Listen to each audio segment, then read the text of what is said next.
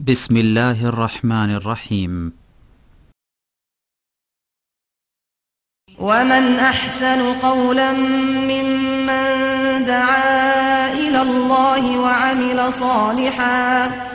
وعمل صالحا وقال إنني من المسلمين.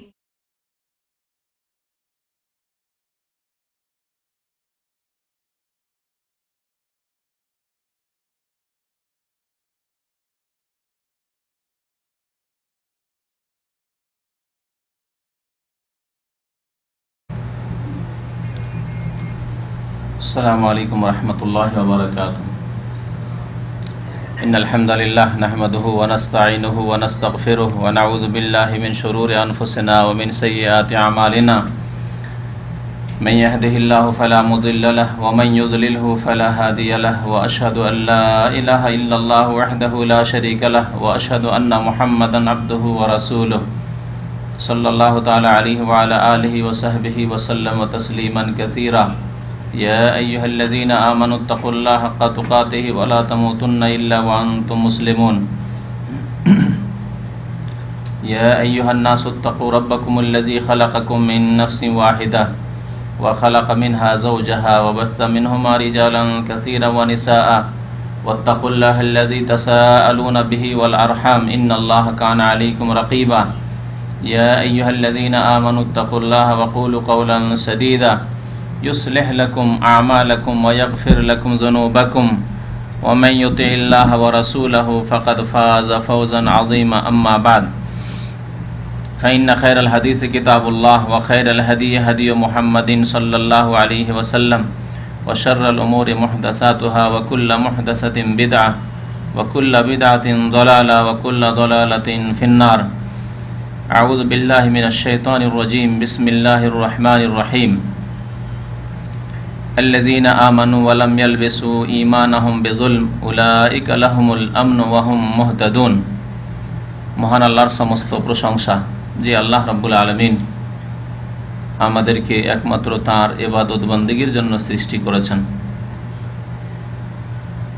দরুদ ও সালাম নাজিল হোক প্রিয় নবী মুহাম্মদুর রাসূলুল্লাহ সাল্লাল্লাহু আলাইহি ওয়াসাল্লামের প্রতি, যিনি আমাদেরকে মহান আল্লাহর ইবাদত বন্দেগীর তরিকা শিখিয়েছেন এবং আল্লাহ রাব্বুল আলামিনের ইবাদত বন্দেগী ছাড়া অন্যের পূজা পাঠ উপাসনা থেকে সতর্ক করার জন্য, বরং অন্যের পূজাকে পৃথিবী থেকে মুছে ফেলার জন্য, শিরককে নিশ্চিহ্ন করার জন্য প্রেরিত হয়েছিলেন। আল্লাহুম্মা সাল্লি আলাইহি আল্লাহুম্মা বারিক আলাইহি।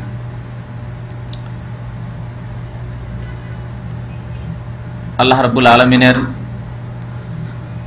সমস্ত সৃষ্টি, এই জমিন আল্লাহর, আমাদের মাথার উপর আকাশ আল্লাহর সৃষ্টি, আসমান জমিনের মাঝে যত মখলুকাত সৃষ্টি জগৎ রয়েছে সব কিছুই আল্লাহর সৃষ্টি। মানুষ এবং জিন আল্লাহর সৃষ্টি। আল্লাহ রাব্বুল আলামিন মানুষ এবং জিনকে বহু বৈশিষ্ট্য দান করেছেন, যার কারণে তাদেরকে একমাত্র তাঁর ইবাদত বন্দেগীর দায়িত্ব দিয়েছেন। এই আল্লাহর জমিনে যখন শিরক হয় তখন আল্লাহ রাব্বুল আলামিনের আযাব আসে পৃথিবীতে। আযাব আসার বহু কারণ রয়েছে, যা কোরআনে কারীমে বর্ণনা করা হয়েছে বিভিন্ন আয়াতে, বিভিন্ন জায়গায়। নবী করিম সাল্লাল্লাহু আলাইহি সাল্লামের হাদিসেও বর্ণনা করা হয়েছে। কিন্তু মূল কারণ হচ্ছে আল্লাহর একত্ববাদের জায়গা শিরকে দখল করে নেওয়া। এক আল্লাহর ইবাদত বন্দেগী না হয়ে অন্যের পূজা পাঠ হওয়া, এক আল্লাহকে সেজদা না করে বা এক আল্লাহর সেজদার সাথে সাথে অন্য কোনো কিছুকে কাউকে সেজদা করা, এক আল্লাহ রাব্বুল আলামিনের কাছে একমাত্র দোয়া না করে অন্যের কাছেও দোয়া প্রার্থনা করা, এ হচ্ছে শিরক, আল্লাহর অংশীদার স্থাপন, আল্লাহর পার্টনারশিপ। মানব জাতি যখন শিরকে লিপ্ত হয়ে যায়, যখন শিরক বিরাজ করে মানুষ সমাজে, তখন আল্লাহর গজব অবশ্যই আসে এবং তখন মানব জাতি নিরাপদ থাকে না। আজকে বিশেষ কোনো বিষয়বস্তু নিয়ে আলোচনা করব না, এই একটি ভূমিকা স্বরূপ কিছু কথা বলেই মাসের শেষ সপ্তাহ এটি প্রশ্নের উত্তর দেব। গত সপ্তাহগুলি যে সব প্রশ্ন আছে ইনশাআল্লাহ সবগুলির প্রশ্নের উত্তর দিয়ে শেষ করব ইনশাআল্লাহ। তো আজকে মুসলিম সমাজ নির্যাতিত, পদদলিত, অবহেলিত, মুসলিম সমাজের কোনো মূল্য নেই। মুসলিম সমাজ সারা বিশ্বের সমস্ত কাফের সম্প্রদায়ের সামনে একেবারে নিকৃষ্ট, মূল্যহীন। তাদের ভাগ্য নির্ণয় হচ্ছে কাফেরদের হাতে। কাফেররা তাদের ভবিষ্যতের মালিক হয়ে বসেছে। এর পিছনে মূল কারণ হচ্ছে উম্মতে মুসলিমায় শিরকের অনুপ্রবেশ। সুতরাং সেই জাতি নিরাপদ নয় যেই জাতির মধ্যে শিরকের অনুপ্রবেশ ঘটেছে। আবার সেই জাতি ঈমানের দাবিদার, ইসলামের দাবি করে, কোরআনের বিশ্বাসের দাবি করে, রসুলের উম্মত হওয়ার দাবি করে, কাবাতুল্লাহকে কিবলা বলে দাবি করে। সেই উম্মতের অবস্থা যখন এই হয় তখন আল্লাহর গজব নেমে আসে, এতে কোনো সন্দেহ নেই। মহান আল্লাহ রাব্বুল আলামিন ইরশাদ করেছেন, আল্লাযীনা আমানু ওয়া লাম ইয়ালবিসু ঈমানাহুম বিযুলম, যারা ঈমান নিয়ে এসেছে এবং তাদের ঈমানের সাথে শিরকের, জুলমের কথা আল্লাহ রাব্বুল আলামিন বলেছেন। এই জুলম সম্পর্কে প্রিয় নবী মুহাম্মদ রাসূলুল্লাহ সাল্লাল্লাহু আলাইহি ওয়াসাল্লাম স্বয়ং তাফসীর করেছেন। এই আয়াতের মুফাসসির হচ্ছেন সেই ব্যক্তি, যে ব্যক্তিকে আল্লাহ রাব্বুল আলামিন বিশেষভাবে আল কোরআনের তাফসীর কারক করেই প্রেরিত করেছেন, রাসূলুল্লাহ সাল্লাল্লাহু আলাইহি ওয়াসাল্লাম, যার তাফসীর আল্লাহর পক্ষ থেকে তাফসীর। ওয়া মা ইয়ানতিকু আনিল হাওয়া, যিনি যা কিছু বলেছেন করেছেন দ্বীনের বিষয়ে তা আল্লাহর পক্ষ থেকে। তিনি বলছেন আয-যুলমু আশ-শিরক, এই জুলম হচ্ছে শিরক। যারা ঈমান নিয়ে আসে এবং ঈমানের সাথে জুলমের সংমিশ্রণ ঘটায় না। এবং এই আয়াতের তাফসীর নবী করিম সাল্লাল্লাহু আলাইহি সাল্লাম সেই সময় করেছিলেন যখন কিছু সাহাবীরা আসলেন এই আয়াত নাযিল হওয়ার পরে আর বললেন, ইয়া রাসূলুল্লাহ, আমরা তো ধ্বংস হয়ে যাব, আমরা তো ধ্বংসে পতিত, হালাক হয়ে যাব। কারণ আইয়ুনা লাম ইয়াজলিম নাফসা, আমাদের কে আছে যে জালেম নয়, জুলুম করে না, গুনাহ হয় না। জুলুম করা নিজের নফসের ওপর মানে গুনাহ করা, এমন কি আছে যার দ্বারা গুনাহ খাতা ভুল ভ্রান্তি হয় না? ছোট হোক, বড় হোক, কম হোক, বেশি হোক, ভুল ভ্রান্তি হইতে আছে। কে এমন আছে যার দ্বারা ভুল ভ্রান্তি হয় না, গুনাহ হয় না, জুলুম হয় না? নবী করিম সাল্লাল্লাহু আলাইহি ওয়াসাল্লাম তাদেরকে সান্ত্বনা দিয়ে বলেন, সাহাবায়ে কেরামের দল, এ উম্মতের সর্বশ্রেষ্ঠ দল, তারা বিচলিত হয়ে পড়েছেন এই আয়াত নাযিল হওয়ার পরে যে যাদের জুলমের সংমিশ্রণ হয়েছে ঈমানের সাথে, তাদের ভাগ্য খারাপ, তাদের ভাগ্য খারাপ, তারা নিরাপদ নয়, তারা হিদায়াতের পথে নয়, গুমরাহ, পথহারা, পথভ্রষ্ট। নবী করিম সাল্লাল্লাহু আলাইহি সাল্লাম ইরশাদ করলেন যে তোমরা কি শোনোনি, আলাম তাসমা কাওলা আল আব্দুস সালেহ, আল্লাহর সৎ বান্দা লোকমান হাকিম, তার কথা কি শোনোনি?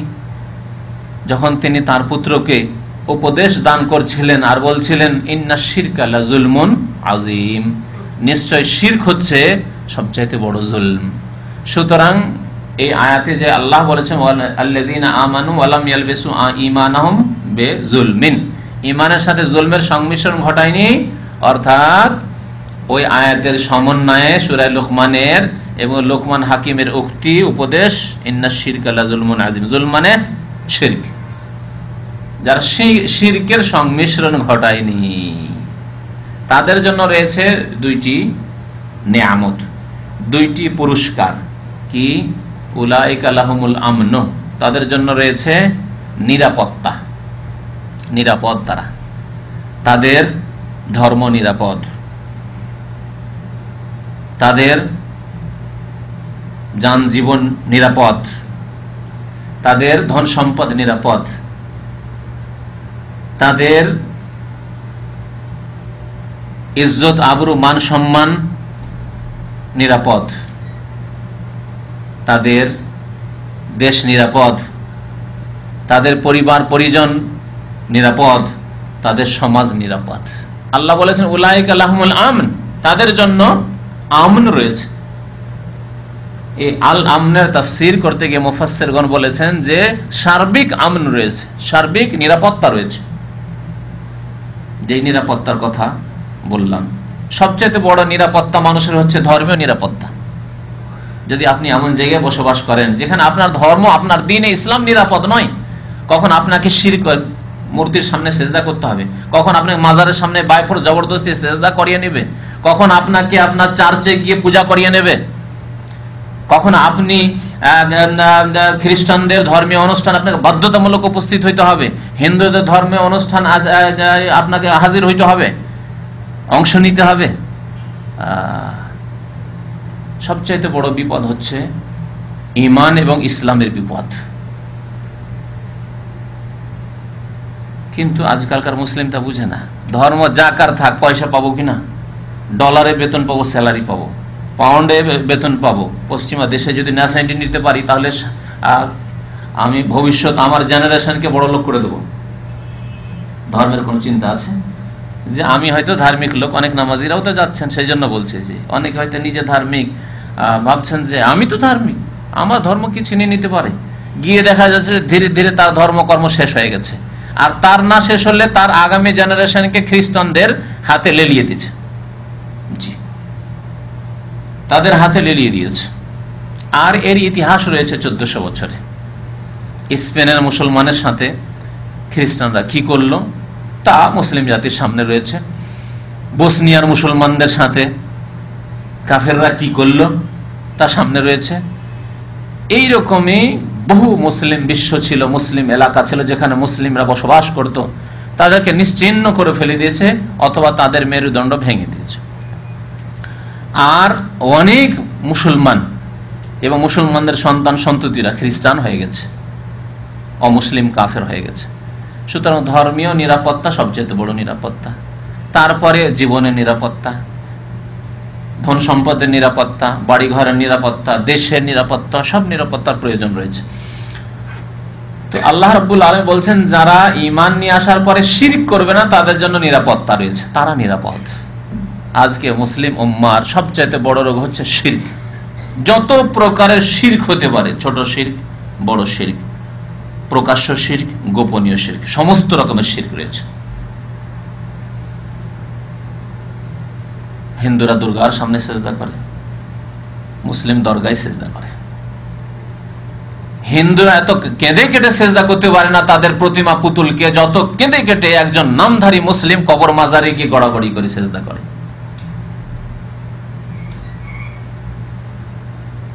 তো সমস্ত রকমের শিরক মজুদ রয়েছে মুসলিম সমাজে, যার ফলে মুসলিম জাতি নিরাপদ নয়, তাদের ধর্ম নিরাপদ নয়, তাদের দেশ নিরাপদ নয়, তাদের মান ইজ্জত নিরাপদ নয়, তাদের পরিবার নিরাপদ নয়, কিছুই নিরাপদ নয়। উলাইকা লাহুমুল আমন ওয়া হুম মুহতাদুন, এবং যাদের ঈমানের সাথে শিরকের সংমিশ্রণ নেই তারাই সঠিক পথে। এই জাতি সম্পর্কে, এই সম্প্রদায় সম্পর্কে নবী করিম সাল্লাল্লাহু আলাইহি ওয়াসাল্লাম ভবিষ্যদ্বাণী করেছেন যে আমার উম্মতের একটি দল সবসময় সত্যের ওপর সাহায্য প্রাপ্ত হয়ে জয়ী হয়ে থাকবে। লা তাযালু তায়ফাতু মিন উম্মতি যাহিরিনা আলাল হাক্কি মানসুরা। আমার উম্মতের একটি দলের কথা বলা হয়েছে, তাহলে একটি দল সব সময় শিরক মুক্ত থাকবে, কিন্তু সেই দলের সংখ্যা অতি অল্প হবে। এই জন্য নবী সাল্লাল্লাহু আলাইহি ওয়াসাল্লাম তায়ফাতু মিন উম্মতি, আমার উম্মতের একটি অংশ, তায়ফা মানে অংশ, তায়ফা মানে একটি ছোট্ট দল, এবং এই দল সারা বিশ্বে ছড়িয়ে ছিটিয়ে হবে। এক দেশে খুঁজে শুধু পাবে না যে এক দেশে শুধু ওই দল রয়েছে আর অন্য দেশে না, এমন কথা নেই। প্রত্যেক দেশে রয়েছে, ছড়িয়ে ছিটিয়ে রয়েছে। কোন দেশে তাদের সংখ্যা একেবারেই কম রয়েছে, কোন দেশে বেশি রয়েছে, কিন্তু এই একটি দল থাকবে যারা সত্যের উপর জয়ী থাকবে এবং তারা দ্বীনের সঠিক কাজ করে যাবে। শিরকে শিরক বলবে, তৌহিদকে তৌহিদ বলবে, সুন্নাতকে সুন্নাই বলবে, বিদাত কি বিদাত বলবে। তারা সমাজ দেখে প্রভাবিত হবে না, তাদের ধর্ম স্থান এবং কালের কারণে পরিবর্তন হয় না, জায়গা বিশেষে তাদের ফতোয়া বদলিয়ে যায় না, মাসলা বদলিয়ে যায় না, তাদের ভাষা পরিবর্তন হয়ে যায় না। যে কোন জায়গায় তো শিরক বলবে, আর যখন যাবে ও শিরকের মাজার এলাকায় যখন বক্তব্য করতে যাবে তখন না ওই বিষয় নিয়ে আলোচনা করা যাবে না, শিরক বলা যাবে না, এখানে তো এত বড় পীর সাহেবের মাজার আর এখানে সব পীর ভক্তরা, সুতরাং না ওইসব কথা বলা যাবে না। না, যাহিরিনা আলাল হক, সত্যের উপর তারা জয়ী থাকবে। লা ইয়াদুররুহুম মান খাযালাহুম, তাদেরকেও ক্ষতি সাধন করতে পারবে না, তাদেরকেও ক্ষতি সাধন করতে পারবে না। তো আল্লাহ রাব্বুল আলামিন যাতে করে আমাদেরকে ওই দলের অন্তর্ভুক্ত হওয়ার তৌফিক দান করেন যারা ঈমান নিয়ে এসেছে, বলুন আমিন, এবং তাদের ঈমানের সাথে শিরকের সংমিশ্রণ ঘটায়নি, তাদের দলে আল্লাহ রাব্বুল আলামিন আমাদেরকে শামিল হওয়ার তৌফিক যেন দান করেন। আল্লাহ যেন আমাদেরকে সার্বিক নিরাপত্তা দান করেন, বলুন আমিন। আল্লাহ মুসলিম উম্মাহকে সংশোধনের মাধ্যমে আল্লাহ যেন তাদেরকে নিরাপদ করেন, নিরাপত্তা দান করেন। আল্লাহ যেন তাদেরকে হেদায়াত প্রাপ্ত করেন, সঠিক পথ প্রদান করেন। আল্লাহ রাব্বুল আলামিন যেন আমাদের গুনাহ খাতা অতীতের মাফ করে দেন। মুসলিম জাতিকে এখনো সচেতন হওয়ার তৌফিক দান করেন। জীবনে যেসব ত্রুটি রয়েছে সেসব ত্রুটি দূর করার যেন তৌফিক দান করেন, আমিন। যেমনটা বলেছি আজকে প্রশ্নেরই উত্তর দেব, তবে সামান্য কিছু কথা আপনাদের সামনে বললাম। প্রশ্ন বেশ কিছু রয়েছে, তার মধ্যে এক ভাই তো আজকে ফ্যাক্সেও প্রশ্ন পাঠিয়েছে, লম্বা প্রশ্ন, এই ফ্যাক্সের প্রশ্ন, আর উনি লিখেছেন যে বড় প্রশ্নের তো আপনি উত্তর দেন না, আর সংক্ষেপে, অথচ এই প্রশ্নটি 2-3 লাইনেও লেখা যেতে পারে, কিন্তু উনি কিসসা লিখেছেন, এখানে তো কিসসা কাহিনী পড়া সময় মুশকিল, সেই জন্য বড় প্রশ্ন দেখলেই ভয় লাগে, তো দেখিয়ে দিই।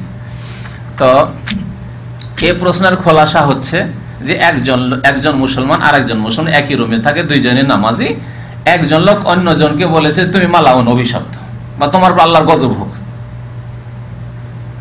এটি বলা জায়েজ না নাজায়েজ? এক লাইনে হবে না প্রশ্নই করা?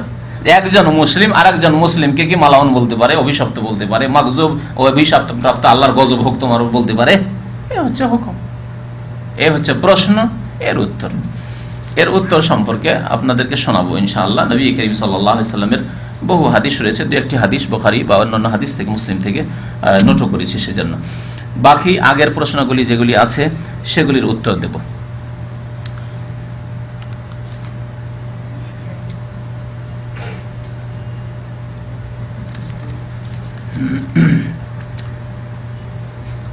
একটি প্রশ্ন হচ্ছে যে এক লোক জানতে চাইছেন উনি কি ওনার আব্বার জন্য উমরা হজ করতে পারেন? উমরা হজ বলবেন না, আপনাদের ভাষার তো সংশোধন হইতে হবে, এগুলি হচ্ছে ইসলামী ভাষা, সুতরাং ইসলামী ভাষায় বলতে হবে, উমরা হজ হয় না।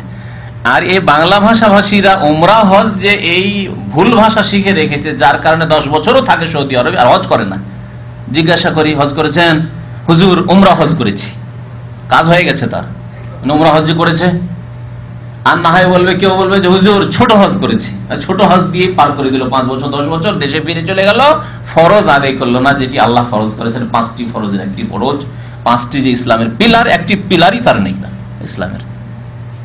কিন্তু এই ভুল ভাষা যদি না শিখে থাকতাম তাহলে আমরা উমরাকে ছোট হজও বলতাম না আর উমরা হজও বলতাম না। সুতরাং আমরা হজকে মনে করতাম হজ ফরজ, হজ করতে হবে। হজ করা হচ্ছে ইসলামের 5ম পিলার, আর এই হজবিহীন মুসলমান হওয়া যাবে না। যারা হজ করতে পারবে তাদের, যারা হজ করতে পারবে না, যারা যাকাত দিতে পারবে না, তারা 3টি করলে মুসলমান হইতে পারবে। কিন্তু যারা যাকাত দিতে পারবে, যাকাত দিল না, হজ করতে পারবে, হজ করলো না, তারা মুসলমান হতে পারবে না। তো কথা হচ্ছে যে তিনি উমরা করতে চান বাবার নামে, অথবা কোনো মানুষ জীবিত নেই তার জন্য। জি, কোনো মানুষ জীবিত নেই, মৃত ব্যক্তির পক্ষ থেকে উমরা করতে পারবেন। মৃত মা, বাবা বা আত্মীয় স্বজন বা অন্য যে কোনো, আপনার ওস্তাদ হোক, কেউ হোক না কেন, অন্য কোনো ব্যক্তি হোক, উমরা মৃত ব্যক্তির পক্ষ থেকে করতে পারবেন ইনশাআল্লাহ তাআলা। আর আরেক ব্যক্তির পক্ষ থেকে করতে পারবেন, তা হচ্ছে অসুস্থ ব্যক্তি, যে ব্যক্তি নিজে এসে তার হজের কাজ সম্পাদন করতে পারবে না। দুই রকম লোক, জীবিত কিন্তু এমন অসুস্থ যে নিজে হজের কাজগুলি করতে পারবে না। তৃতীয় কোনো ব্যক্তির পক্ষ থেকে ওমরা বদল চলবে না বা হজ বদল চলবে না, হজও বদল চলবে না আর ওমরাও বদল চলবে না। তৃতীয় ব্যক্তি কি? সুস্থ জীবিত। এরা দুই রকম হতে পারে, পয়সা আছে পৌঁছার অথবা পয়সা নেই। পয়সা আছে স্বাভাবিক, তাহলে তো এটা আপনারাও বলবেন না যে পয়সা আছে আর সুস্থ, তাহলে নিজে এসে করবে। তারপরে অনেকে করে না আবেগে, যে এখন তো আসতে পারবে না, এখন তার ছেলে মেয়েদের বিবাহ শাদী দিতে হবে, চাকরি করছে, চাকরি থেকে রিটায়ার হবে, ইত্যাদি ইত্যাদি। বা নতুন বিয়ে করেছেন, 10 বছর পর সময়, পয়সা আছে হয়তো আপনার কাছে আপনার বিবিকে হজ করাবার, তারপরে না এখন করাবেন 10-20 বছর পর, কখনো নিয়ত রেখেছেন, কিন্তু এখন বিবির পক্ষ থেকে হজ, বিবির পক্ষ থেকে উমরা, হ্যাঁ, বা সুস্থ বাবা মায়ের পক্ষ থেকে, জীবিত সুস্থ তাদের পক্ষ থেকে উমরা না। তাহলে দুই শ্রেণীর লোক মোটামুটি ধরে রাখুন, যাদের পক্ষ থেকে উমরা করা যাবে না, হজও করা যাবে না বদল। তারা কারা? যাদের পয়সা আছে মক্কা মদিনা মক্কা পৌঁছার, অথচ তারা বলছে যে আমার একটা উমরা করে নিও, বা তাদের পক্ষ থেকে আমি নিজের খেয়ালেই বলেনি, তারপরে করলেন। আর এক শ্রেণীর লোক পয়সা নেই, এই ক্ষেত্রেই ভুলটা বেশি করে মানুষ। পয়সা নেই আসার, আপনার বাবার বা আপনার ভাইয়ের বা আপনার কোনো আত্মীয় দাদার, কারণ আপনি ভাবছেন যে আমি যখন এতদিন ধরে আছি আর নিজের উমরা তো অনেক করলাম, তো আমার ভাইটা তো আসতে পারে না, বা আমার শ্বশুর সাহেব তো গরিব মানুষ আসতে পারে না, আমার শাশুড়ি তো গরিব মানুষ আসতে পারবে না, তো তার একটা বদল উমরা করে নি, চলবে না, চলবে না। অভাবী তার নেই কাজ, উমরা নেই। যেমন জাকাত নেই, জীবনে জাকাত দিচ্ছে কোনোদিন, পয়সা নেই জাকাত দেয় না, তেমন পয়সা নেই হজ নেই উমরা নেই, জায়েজ নয়, বরং করলে গুনাহ হবে, বিদআত হবে, কবুল হবে না। কারণ কোরআন এবং হাদিসে এর কোনো প্রমাণ নেই। কোরআন এবং হাদিসে মৃত ব্যক্তির প্রমাণ আছে। আর নবী সাল্লাল্লাহু আলাইহি ওয়াসাল্লামকে এক লোক জিজ্ঞেস করলেন যে আমার আব্বা অথবা আম্মা বলে প্রশ্ন করা হয়েছে, লা ইয়াসবুতু আলার রাহিলা, সওয়ারির উপর বসতেই পারে না। তাহলে এমন রোগী হইতে হবে যে ব্যক্তি ফ্লাইটে বসালে ফ্লাইটে বসতে পারবে না, নামতে পারবে না, সিঁড়ি দিয়ে তওয়াফ করতে পারবে না, তওয়াফও না করতে পারলো তওয়াফ হয়তো করিয়ে দেওয়া যাবে ঠেলা গাড়ি দিয়ে, কাঁধের উপরে করে, কিন্তু সে চলাফেরা করতে পারে না, অক্ষম, একেবারে অচল অবস্থা, বিছানা ধরে নিয়েছে, এই সব লোক। জি, তো আশা করি স্পষ্ট যে দুই শ্রেণীর মানুষের বদল উমরা বা হজ করতে পারবেন। মেয়েদের হাজ হলে ওই সময় ফরজ নামাজগুলি কিভাবে আদায় করতে হবে? কেমন মুসলিম ভাই যে যার এই মাসলায় জানা নেই, হ্যাঁ, যে হাইজ হলে আবার নামাজ পড়তে হবে? হ্যাঁ, মহিলাদের মাসিক ঋতু এলে নামাজ পড়তে হবে নাকি? হ্যাঁ, তাহলে নামাজ কি হবে? কাজা করতে হবে পরে? হ্যাঁ, নামাজ কি মাফ, রোজা হাদিসে রয়েছে তাকদিস সওম ওয়ালা তাকদিস সালাহ, ঋতুবতী মহিলা রোজা কাজা করবে, মানে অন্য সময় পুরা করবে, কিন্তু নামাজ কাজা করবে। নামাজ আল্লাহ মাফ করেছেন তাদের। জানি না এই মহিলাদের প্রশ্ন না পুরুষদের প্রশ্ন, আল্লাহ পাকই জানে। যদি স্বামীর এই জ্ঞান হয় তাহলে তার মহিলা তো অর্ধেক জ্ঞান, নবী সাল্লাল্লাহু আলাইহি ওয়াসাল্লাম বলেছেন মহিলাদের জ্ঞান অর্ধেক। তো পুরুষ ভাই যদি জিজ্ঞেস করে থাকেন তাহলে মহিলাই আল্লাহ পাক জানে যে তাদের কতটুকু জ্ঞানী সম্পর্কে আছে। যাই হোক, দিনের জ্ঞান এই ক্ষেত্রেই বলা হয়েছে যে তালাবুল ইলমে ফারিদাতুন আলা কুল্লি মুসলিম, প্রত্যেক মুসলিম নরনারীর জন্য দিনের শিক্ষা হাসিল করা ফরজ, এইরকম জ্ঞান হাসিল করা ফরজ। যে হাইজের অবস্থায় কি করবে, নামাজ পড়বে না পড়বে না, রোজা রাখবে না রাখবে না, তার রোজাটা কি করবে, হ্যাঁ, তাহারাত পবিত্রতা, হ্যাঁ, নামাজ, এগুলি এলম হাসিল করা ফরজ। তৌহিদের জ্ঞান, তৌহিদ কাকে বলে, শিরক কাকে বলে, সুন্নত কাকে বলে, বিদাত কাকে বলে, কোনটি শিরক কোনটি তৌহিদ। সিজদা করলাম মাজারকে আর কবরকে, আর ভাবলাম যে আল্লাহ কি তো সিজদা করলাম। কাবা শরীফের সামনে সিজদা করে যদি আল্লাহ পাওয়া যায়, তো মাজারে সিজদা করে আল্লাহকে কেন পাওয়া যাবে না? হ্যাঁ, এইরকম দিন সম্পর্কে জাহেল থাকলে তার হবে না। তাহলে দিন সম্পর্কে এইসব যেগুলি বুনিয়াদী বিষয় সেগুলির জ্ঞান হাসিল করা ফরজ।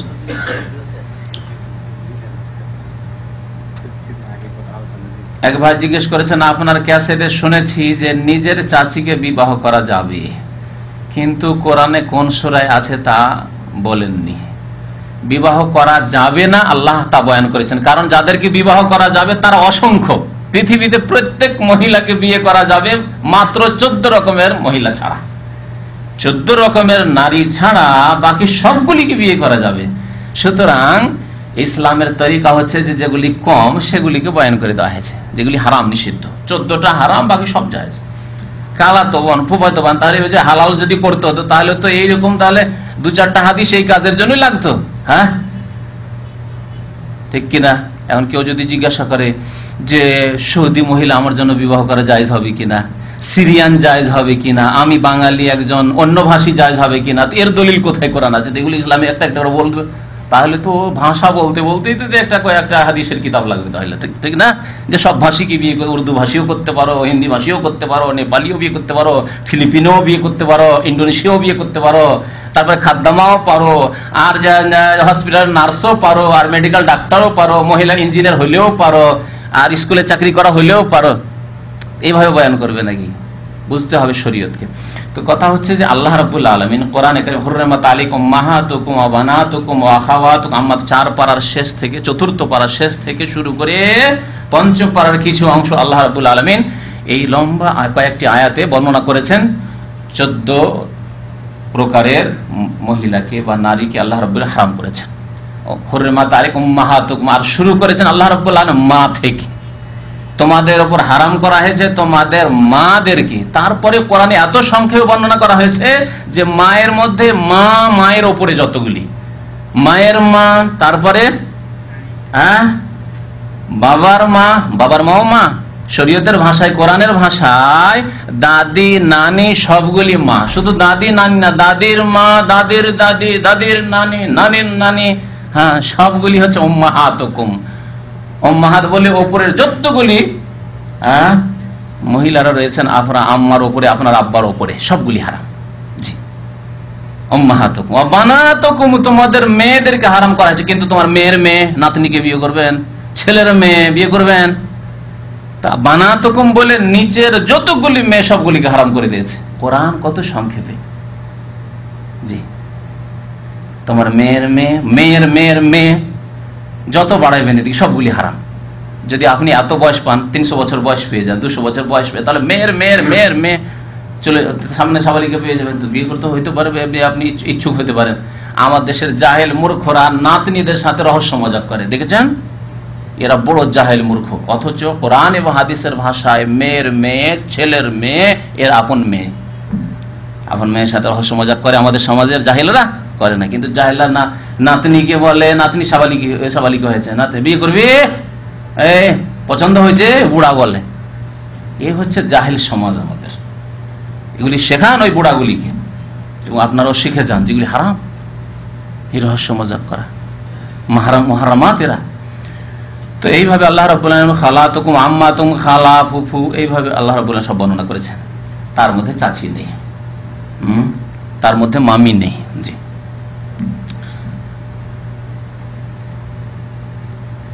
গোপনে ও প্রকাশ্যে হাতে তসবিহ নিয়ে আল্লাহর জিকির করা জায়েজ আছে কিনা? তসবিহ নিয়ে, তসবির মালা নিয়ে তসবিহ জপা, এটি নবী করিম সাল্লাল্লাহু আলাইহি সাল্লাম বা সাহাবায়ে কেরামের সুন্নত নয়, বরং সুন্নত এর বিপরীত।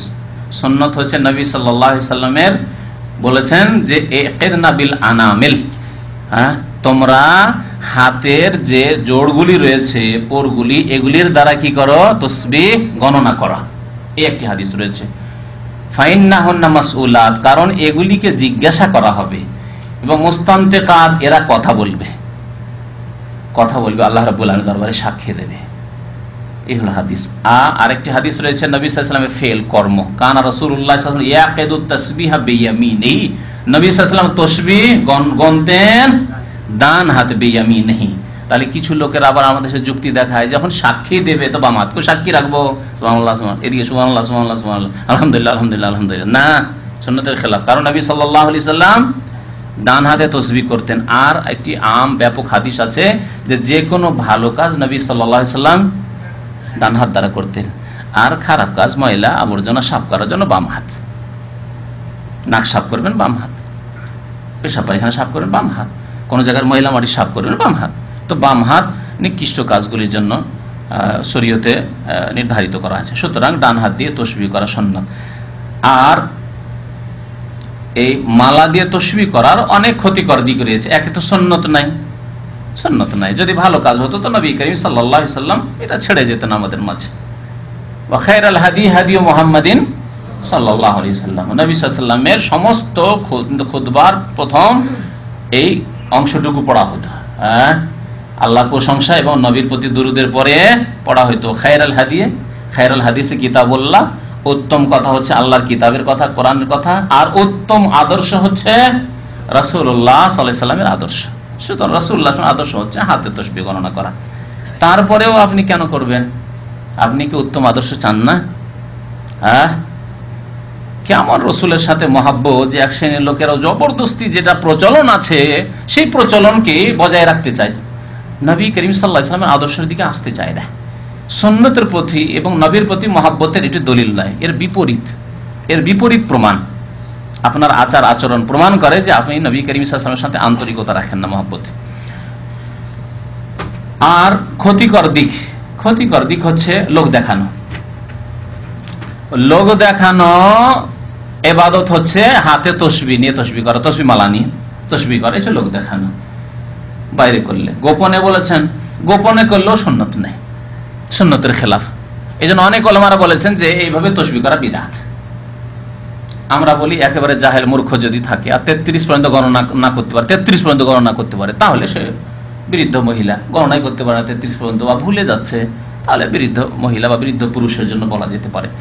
আর যারা গণনা করতে পারে তাদের জন্য না, কারণ এর কোনো প্রমাণ নেই। আর একটা দিদি বললাম যে লোক দেখানো কাজ, যারা লোক দেখানো তসবিহ করে তাদের হাতেই তসবিহ দেখা যায়। আরেক শ্রেণীর হাতে তসবিহ দেখা যায় যারা হচ্ছে ফাসিক ধরনের লোক, ফাসিক লোক, সমাজের ফাসিক লোকদের হাতে তসবিহ দেখা। সারা জীবন জুলম অত্যাচার করেছে, সুদ খেয়েছে, ঘুষ খেয়েছে, অন্যায় কাজ করেছে, অত্যাচার করেছে, আর শেষ জীবনে তসবিহ ধরেছে, রাস্তাঘাটে যেখানে যায় তসবিহ নিয়ে ঘুরে বেড়ায়। এখানে দেখছেন সমাজের ফাসিক লোক যারা, ওই ড্রাইভার গুলি, ট্যাক্সি ড্রাইভার, তাদের হাতে তসবিহ দেখবেন। সমাজে যেগুলো নিকৃষ্ট লোক তাদের হাতে তসবিহ দেখা যায়। এরপরে আর বুঝাইতে হবে। আরো মজার কথা শুনে, তসবিহ দিয়ে নাজায়েজ কাজ করে, তসবির ইশারাতে কোন মহিলার সাথে কন্ট্যাক্ট করে, এই খবরও আছে আমাদের কাছে। তসবির খাস ইশারা, কোন ভাবে তসবিহ বাজালে কি ইশারা সিগন্যাল হয় তা বুঝায়, তারা বুঝে। তাতে তসবিহকে এই কাজও ব্যবহার করা হয়। কথা বুঝছেন? সুতরাং তসবিহতে একটি ক্ষতিকর দিক যে যারা রিয়াকারী ইবাদত করে, লোক দেখানো ইবাদত করে, তাদের অন্তর্ভুক্ত হবে না। আর রিয়াকারী যারা লোক দেখানো কাজ করে তারা শিরক করে। ইবাদত যারা করে লোক দেখানো, তারা শিরক করে। তো এই শিরকের আশঙ্কা রয়েছে, শিরকের সংমিশ্রণের আশঙ্কা রয়েছে। প্রথমখানে শিরকের সংমিশ্রণের কথা বলছিলাম। নিরাপদ থাকবেন না, তাহলে আপনার আকীদা আমল নিরাপদ থাকবে না, শিরক ঢুকে পড়বে। মনে মনে শয়তান নিয়ে আসবে, তোর চাইতে বড় পরেজগার কি আছে, সবসময় তসবিহ করিস তুই, কারো হাতে তসবিহ নেই, কারো হাতে তসবিহ নেই। আর ফাসেকদের সাদৃশ্যতা দেখেন, গুনাহগার ফাসেকদের সাদৃশ্যতা করতে নিষেধ আছে। সৎ লোকদের অনুকরণ করতে হবে, আর যারা গুনাহগার ফাসেক তাদের বিরোধিতা করতে হবে। এটি হচ্ছে ইসলামী শরীয়তের দাবি। সুতরাং তসবিহ করা জায়েজ নয় আশা করি। এই তিনটি কারণ বললাম।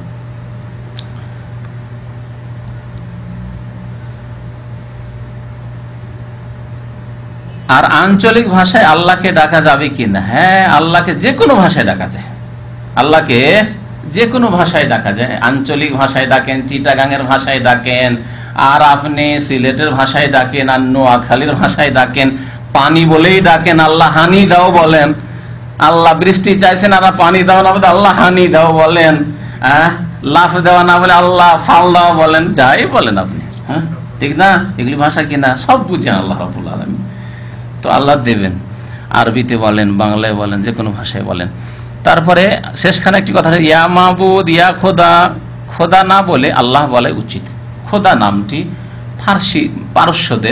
পারস্য ভাষীদের আবিষ্কার। সুতরাং আর খোদা যে কোনো 99টি নামের কোনো একটি নামের অর্থ তাও বোঝা যায় না, এ উর্দু ভাষীরা বেশি ব্যবহার করে। আর উর্দু ভাষায় প্রভাবিত আমাদের দেশের যারা ইসলামী বইগুলি লিখে তারা, যার কারণে এই খোদা শব্দটি বেশি বেশি ব্যবহার করে। তো যারা কোরআন এবং হাদিসের অনুসারী ওলামারা তারা খোদা শব্দটি পছন্দ করেন না। বলছি না যে হারাম, অত শক্ত কথা বলছি না, তবে ব্যবহার করবেন না, বাদ দিয়ে দেন, ব্যবহার করা বাদ দিয়ে দেন। আল্লাহ বলেন, আল্লাহ যে নামটি নিজের জন্য, ওয়ালিল্লাহিল আসমাউল হুসনা, নিজের জন্য চয়েস করেছেন। আপনার যে নামটি সেই নামটি ধরে না ডেকে যদি অন্য কোনো নাম দিয়ে ডাকি তো ভালো লাগবে কি? যতই ভালো নাম বলি আপনার নাম হচ্ছে মোহাম্মদ, আর আপনাকে যদি আব্দুল্লাহ, তাহলে আব্দুল্লাহ ভালো লাগবে খুব, যদি আব্দুল্লাহ নাম ভালো। তো কথা হচ্ছে আপনার নাম যেটি, সেই নামটি আপনি নিজে পছন্দ করেন। আল্লাহ রাব্বুল আলামিন নিজের নাম নিজে উল্লেখ করেছেন 99টি নামের কথা, সুতরাং ওই নামগুলি দিয়েই ডাকা উচিত। তারপরে শুধু ইয়া মাবুদ, ইয়া খোদা, ইয়া আল্লাহ এই কথা বলবেন না, বরং তার সাথে চাইবেন, হে আল্লাহ, হে মাবুদ, হে রহমান, আর কিছু চাইবেন না। তো কেমন কথা হইল? অসম্পূর্ণ কথা হইল না? তাহলে ইয়া আল্লাহ বলে আল্লাহর কাছে কিছু চান, ইয়া রহমান দয়া করো, ইয়া গাফফার তুমি মাফ করো, এইভাবে আপনি পূর্ণাঙ্গ বাক্য দিয়ে আল্লাহর কাছে দোয়া করেন বা আল্লাহর জিকির করেন। অসম্পূর্ণ বাক্য দিয়ে আল্লাহর জিকির নেই। ইয়া আল্লাহ, ইয়া রহমান, ইয়া সাত্তার, ইয়া গাফফার এগুলো করবেন না, তার সাথে চান, তার সাথে চান। কারণ কোরআন আল্লাহ বলছেন আল্লাহর সুন্দর সুন্দর নাম আছে, ফাদউহু বিহা, সেই নামগুলির মাধ্যমে কি করো? তার কাছে দোয়া করো, চাও। তাহলে চাইতে হবে। কোরআনের বাস্তবায়ন এটি হচ্ছে যে আল্লাহ, আল্লাহ তুমি আমাকে মাফ করে দাও, আল্লাহ তুমি আমার রহম করো, আল্লাহ আমার এই দোয়া কবুল করো। আম্বিয়াদের দোয়াতে কোথাও ইয়া আল্লাহ শুধু আছে? না, আছে রব্বানা তাকাব্বাল মিন্না, শুধু রব্বানা রব্বানা আছে কোথাও? হ্যাঁ, রব্বানা তাকাব্বাল মিন্না ইন্নাকা আনতাস সামিউর, রব্বানা যালামনা আনফুসানা, হ্যাঁ, রব্বানা হাব লানা মিন আজওয়াজিনা। তাহলে পূর্ণাঙ্গ বাক্য দিয়ে তারা আল্লাহকে স্মরণ করেছে। জি, আমি মাগরিব নামাজ পড়ার সময় পাইনি, কিন্তু এশার নামাজ আরম্ভ হয়ে গেছে, এখন আমি কি এশার না মাগরিব নামাজের নিয়ত করব? এ সম্পর্কে ওলামাদের দুটি মত আছে। তবে এই ক্ষেত্রে বেশি ভালো হচ্ছে যে তরতিব আর জরুরি থাকবে না। আসল হচ্ছে যে তরতিব খেয়াল রাখতে হবে। প্রথম মনে রাখেন, আসল হচ্ছে যে তরতিব খেয়াল রাখতে হবে, অর্থাৎ মাগরিবের নামাজ আগে, মাগরিবের নামাজ আগে পড়া উচিত, তারপরে এশা। কিন্তু এই ক্ষেত্রে তারতিব করলে সমস্যা যেটি, সেটি হচ্ছে যে এশার নামাজ শুরু হয়ে গেছে, তার সাথে তো লাগতে হবে, আলাদা তো জামাত করা যাবে না। আর ওর ইমাম সাহেবের সাথে লাগলে 4 রাকাত উনি পড়ে সালাম ফিরবে, আপনি 3 পড়ে বসলে বিরোধিতা করতে হচ্ছে, বসে যেতে হচ্ছে।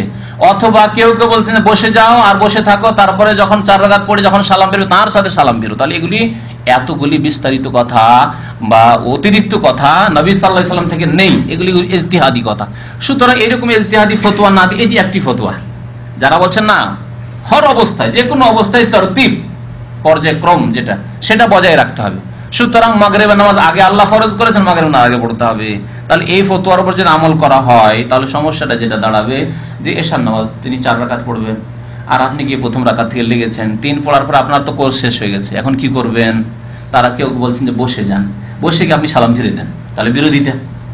তারপরে অতিরিক্ত এই যে কথাটি বসে যেতে হবে সালাম ফিরতে হবে, এই কথাটি নবী সাল্লাল্লাহু আলাইহি ওয়াসাল্লাম থেকে প্রমাণ নেই, তাহলে ইজতিহাদ করতে হচ্ছে নিজের পক্ষ থেকে। আর কেউ কেউ বলছে না বসে থাকেন সালাম ফিরিয়েন না, একসাথে সালাম ফিরবেন, আর 1 রাকাত পড়তে দেন ইমামকে, এই অতিরিক্ত কথাও নেই নবী সাল্লাল্লাহু আলাইহি ওয়াসাল্লাম থেকে। তাহলে তো নিজের খেয়াল খুশি ফতোয়া দিতেই হচ্ছে। তো এই না করে যে তারতিবের ব্যাপারটি আছে, এখানে বলেন তারতিবটা এখানে আর থাকছে না, ফরজ থাকছে না। এশার মাগরিবের ক্ষেত্রে আর তারতিবই নাই, তখন আপনি এশা পড়ে নেন, এশার পিছনে এশা পড়ে নেন, তারপরে মাগরিব পড়ে নেন, তারপরে মাগরিব পড়ে নেন। এটি বেশি ঠিক দুইটি মতের মধ্যে। অন্যান্য নামাজের ক্ষেত্রে যেমন ফজর নামাজ, এশার নামাজ ছুটে আছে, ফজর নামাজ 2 রাকাত পড়ে ইমাম সাহেব সালাম ফিরে দেন, সেই ক্ষেত্রে এশার নিয়ত করেন, আগের নামাজ আগে পড়েন, পরে আপনি ফজর নামাজ পড়বেন আলাদা করে। কিন্তু আলাদা জামাত করতে পারবেন না। আর একটি রাস্তা হচ্ছে আলাদা জামাত করার, যেটি রাস্তা যে একই মসজিদে এশার জামাত চলতে আছে বা ফজর জামাত চলতে আছে, আর আপনি এশার নামাজ পড়ছেন বা মাগরিবের নামাজ পড়ছেন, না, চলবে না। একই মসজিদে 2 জামাত চলবে না, 2 নামাজও চলবে না, না ফরজের 2 জামাত চলবে, আর না ফরজ চলছে আর সুন্নাত পড়তে থাকবেন। যেমন আমাদের দেশের এক শ্রেণীর লোকেরা ফজরের নামাজে সুন্নাত পড়তে থাকে, এইখানেও কিছু লোক ইন্ডিয়ান, পাকিস্তানি, বাংলাদেশদেরকে দেখা যায় সুন্নতের খেলাফ কাজ। এইরকম নামাজ হবে না। নবী করিম সাল্লাল্লাহু আলাইহি ওয়াসাল্লাম বলেছেন লা সালাতা ইল্লাল মাকতুবা, যখন ইকামত হয়ে যাবে তখন ফরজ ছাড়া আর কোনো নামাজ হয় না। এইরকমই সফরে, মক্কা মদিনা সফরে দেখা যায় রাস্তায় যে একই মসজিদে 2 জামাত হচ্ছে, একদল মাগরিব পড়ছে আর একদল ইশা পড়ছে, না জায়েজ না। কিন্তু আমাদের সমাজ, মুসলিম সমাজের মাসলা মাসাইল না জানা থাকার কারণে যে হালত, একদল বলছে যে নামাফি মুশকিল, আর বলছে লা লা লা নামাফি, তাহলে শুরু করে দিল আরেকটা। কি করবেন আপনি? সেই ক্ষেত্রে আপনি আগের যে জামাতটি লেগেছে সেই জামাতে লাগেন। যদি এরকম অবস্থা দেখেন যে একই মসজিদে 2 জামাত চলছে, তো আগে যে জামাতটি আরম্ভ হয়েছে সেই জামাতে আপনি শামিল হন, তাতে যে নামাজই হোক না কেন। জি,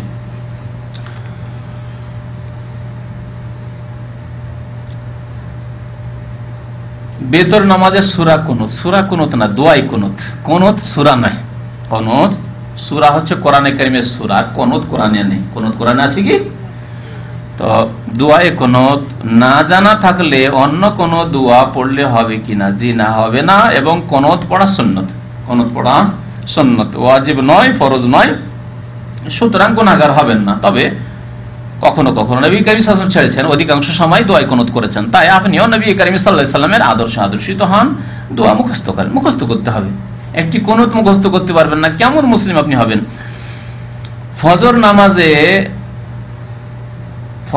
নামাজে রাত 3টার সময় উঠতে না পারলে সকালে রোদ উঠিলে নামাজ পড়িলে হবে কিনা জানাবেন। জি না, নামাজ হবে না। মহান আল্লাহ কোরআনে বলেছেন, ইন্না সলাতা কানাত আলাল মুমিনিনা কিতাবাম মাওকুতা, নিশ্চয় নামাজ মুমিনদের উপর যথা সময় ফরজ করা আছে, নির্দিষ্ট সময়ে ফরজ করা আছে, অর্থাৎ সময় নামাজের নির্ধারিত করা হয়েছে। এবং যেই দিন নবী করিম সাল্লাল্লাহু আলাইহি সাল্লাম মেরাজ থেকে আসলেন, তারপরে সকালে জিবরাইল আলাইহিস সালাম চলে আসলেন মক্কাতুল মুকাররমায়। আর এখনো খোলাখুলি নামাজ পড়া যায় না, এখনো জামাত সহকারে নামাজ পড়লে গোপনে দারুল আরকামে নামাজ পড়েন, কাবার পাশে না। সেই সময় জিবরাইল আলাইহিস সালাম আসছেন, আসার পরে 2 দিন অবস্থান করেছেন মক্কাতুল মুকাররমায় নবী করিম সাল্লাল্লাহু আলাইহি সাল্লামের সাথে। ইমাম জিবরাইল আলাইহিস সালাম, মুক্তাদি রাসূলুল্লাহ সাল্লাল্লাহু আলাইহি সাল্লাম। একদিন আউয়াল ওয়াক্তে, প্রথম ওয়াক্তে, যেমন জোহরের নামাজের সময় 12:30টায় 12:30 পড়িয়ে দিলেন আজকাল যেমন, আর পরের দিন একেবারে শেষ ওয়াক্তে, আর এটা 3টার সময়। এইভাবে 5 ওয়াক্ত করে 10 ওয়াক্ত নামাজ জিবরাইল আলাইহিস সালাম পড়িয়ে গেলেন। আর শেষখানে বললেন যে, ইয়া রাসূলুল্লাহ, আল ওয়াক্তু মা বাইনা হাযাইনি, এই যে 2 দিন নামাজ পড়াইলাম, এর মাঝে হচ্ছে নামাজের ওয়াক্ত, এর আগেও চলবে না, পরেও চলবে না। সময়ের আগেও নামাজ হবে না, আর সময়ের পরেও নামাজ হবে না। ইমাম ইবনে তাইমিয়া রাহমাতুল্লাহ আলাইহি এই সম্পর্কে স্পষ্ট ভাষায় লিখেছেন, যারা শরীয়তের বিনা ওজরে, শরীয়তের ওজর কোনোদিন ঘুম ভাঙলো না, অ্যালার্ম লাগিয়ে রেখেছেন তারপরেও ঘুম ভাঙলো না, মাঝে মাঝে সপ্তাহে এক দিন এরকম হয়ে যাচ্ছে, এসি চলে আজকাল, শোনা যায় না, অনেক সময় অ্যালার্ম শোনা যায় না, বাস্তব, আমরা নিজের কথা বলছি। 2-2টি অ্যালার্ম আমি লাগিয়ে রাখি, কখনো 3টি লাগিয়ে রাখি। তারপর অনেক সময় এসিতে শোনাই যায় না যে অ্যালার্ম বাজলো কিনা, অ্যালার্মটা আগেই থাকে। আল্লাহু আকবার। তো এইরকম হয়, তো যদি এইরকম অনিচ্ছাকৃত হয় তাহলে তো ওজর। আর ইচ্ছা করে যে না আমি বিলম্ব করে ঘুমাই, আর কি করে বা উঠবো, নামাজটা পড়েই নেবো, সকালে উঠে নামাজটা পড়ে নেবো, নামাজ কবুল হবে না। ইমাম ইবনে তাইমিয়া রাহমাতুল্লাহ বলছেন যে এইরকম নামাজ আল্লাহ কবুল করবেন না, কখনো কবুল হবে না। ভুলে যাওয়া আর ঘুম, এই 2টি হচ্ছে শরীয়তি ওজর। আর ইচ্ছা করে ঘুম নয়, অনিচ্ছাকৃত ঘুম। ইচ্ছা ছিল জাগার, নিয়ত করে আলহামদুলিল্লাহ সৎ নিয়ত নিয়ে শুয়েছি ফজরে জাগবো, তারপর জাগতে পারিনি, কোনো গুনাহ নেই ইনশাআল্লাহ। আর আপনার ঈমানে কোনো পার্থক্য পড়বে না যদি কখনো এরকম হয়ে যায়, কিন্তু যখন দেখছেন না বেশি বেশি হইতে লাগলো, এখন সপ্তাহে 1-2 দিন 3 দিন করে হইতে লাগলো, রে ভাই এইরকম জাগতেই পারি না, তাহলে একটা মজবুত অ্যালার্ম নিয়ে আসেন, যাতে করে একবার কান ফাটিয়ে দেয়, ওইরকম ঘড়ি লাগান আপনি। মোবাইলে কাজ হচ্ছে না, মোবাইলের অ্যালার্ম তো অত শক্ত মজবুত হয় না, হয়তো নাও হইতে পারে, তখন ওই রকম অ্যালার্ম বাজান আপনি, বারবার রিপিটে দিয়ে দেন, বারবার করে বাজতে থাকবেন। জি, ব্যবস্থা আছে। এক ভাই লিখেছেন, দেশে আমার একটি LIC আছে, LIC মানে লাইফ ইন্স্যুরেন্স, জীবন বীমা আছে, অ্যাকাউন্ট খোলা আছে, অ্যাকাউন্ট খোলা আছে, কয়েক বছর দেওয়া হয়েছে এবং আরো কয়েক বছর বাকি আছে। ইসলামিক সেন্টার আসার পর জানতে পারলাম যে ওটা জায়েজ নয়। জি, জুয়া, ইন্স্যুরেন্স জুয়া, লাইফ ইন্স্যুরেন্স হোক, আর গাড়ি ইন্স্যুরেন্স হোক, আর ঘর ইন্স্যুরেন্স হোক, আর কার ইন্স্যুরেন্স, ইন্স্যুরেন্স মানে জুয়া। জুয়া মানে বুঝেন তো, অল্প দিয়ে অনেক সময় বড় লাভবান হয়ে গেলেন, আর অনেক সময় অনেক দিলেন কিন্তু লাভবান হলেন না। আমরা যারা লাইসেন্সের ইন্স্যুরেন্স করছি, এরকমই হচ্ছে কিনা? সারা বছর দিয়ে রাখলে বছরকে বছর ধরে আপনি ইন্স্যুরেন্স করতে আছেন, আলহামদুলিল্লাহ আপনার অ্যাক্সিডেন্ট হলো না, 1 পয়সাও পেলেন না। আর যদি অ্যাক্সিডেন্ট হয়ে যায়, লাখ লাখ টাকা পেয়ে গেলেন আপনি, হ্যাঁ, এর নামই তো জুয়া। আল্লাহ বলছেন, ইয়া আইয়ুহাল্লাযীনা আমানু ইন্নামাল খামরু ওয়াল মাইসিরু, মদ এবং মাইসির জুয়া, এগুলো হচ্ছে রিজসুন নাপাক মিন আমালিশ শায়তান, এগুলো শয়তানের কাজ, সুতরাং জায়েজ নাই। তবে যখন বাধ্য করা হবে, আপনার গাড়ি কেনা বেচা হচ্ছে না, আপনার লাইসেন্স ইনভলভ হবে না, ইত্যাদি ইত্যাদি, আপনার নানা রকমের সমস্যায় আপনাকে পড়তে হবে, তখন জায়েজ। বাধ্য হলে জায়েজ। বাধ্য হওয়ার জন্য আমরা ছবি করছি, একামা হবে না, পাসপোর্ট হবে না, বিদেশ যেতে পারবো না, আমরা রুজি রুজি করতে পারবো না, আমরা এমনকি হজ করতে পারবো না, তাহলে এগুলি বাধ্যতা, এইসব ক্ষেত্রে জায়েজ। কিন্তু শখ করে ছবি রাখবেন আপনি, গাড়ি ছবি রাখবেন, শখের ছবি না, জায়েজ না। তো যতটা নাজায়েজ জিনিসগুলি যতটা করতে বাধ্য আমরা ততটা জায়েজ, তার বেশি জায়েজ না, সবসময় মনে রাখবেন। তো কোনো ইন্স্যুরেন্সই শরীয়তে জায়েজ নয়।